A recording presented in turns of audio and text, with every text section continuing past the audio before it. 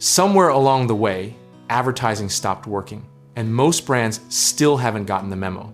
We are living through one of the most dramatic shifts in the history of marketing, and the companies that refuse to adapt are bleeding money into a void. Think about the last time an ad genuinely stopped you in your tracks and made you feel something real. Now think about how many ads you've skipped, blocked, muted, or flat out ignored just this week alone. The gap between those two experiences is where billions of dollars go to die every single year. The old playbook was simple.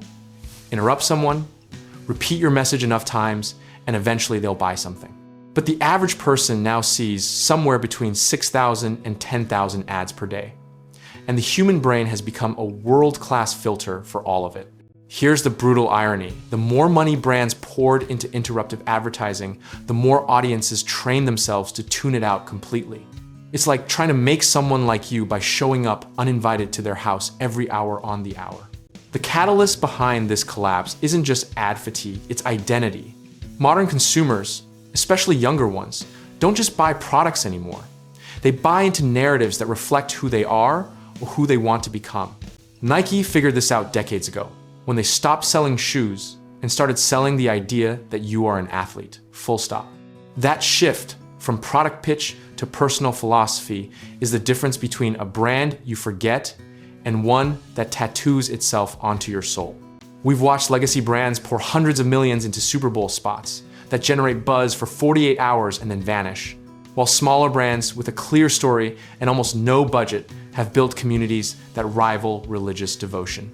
The math just doesn't add up the way the old guard wants it to.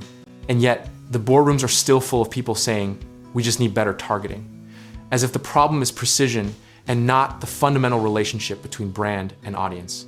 Targeting a person more accurately with a message they don't want is still a message they don't want. History actually backs this up in ways that should make every traditional marketer deeply uncomfortable.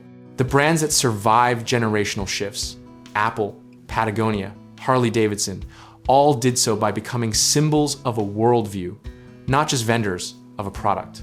The misconception worth demolishing right now is that storytelling is soft, fluffy, or unquantifiable. Emotional engagement drives purchase decisions at a neurological level, and studies consistently show that narrative-driven campaigns outperform rational product messaging by a factor of nearly 2 to 1. So what's the practical move here? Start by asking what your audience already believes about themselves. Then build content that mirrors and elevates that belief rather than interrupting it with a pitch. The strategy isn't to sell louder, it's to resonate deeper. Process matters infinitely more than any single campaign.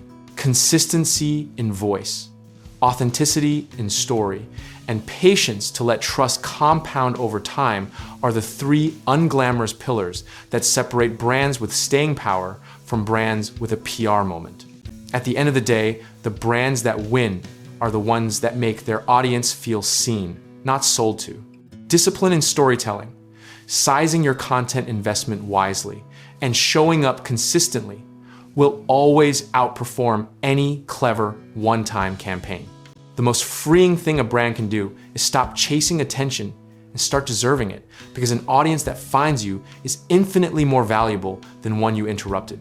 Build the story, live the values, and the loyalty will follow without you having to beg for it. And if you're ready to build something real, whether that means investing in real estate, taking on a contracting project, or finding the right lender to make your next move, check out our links in the description below and let's get you started.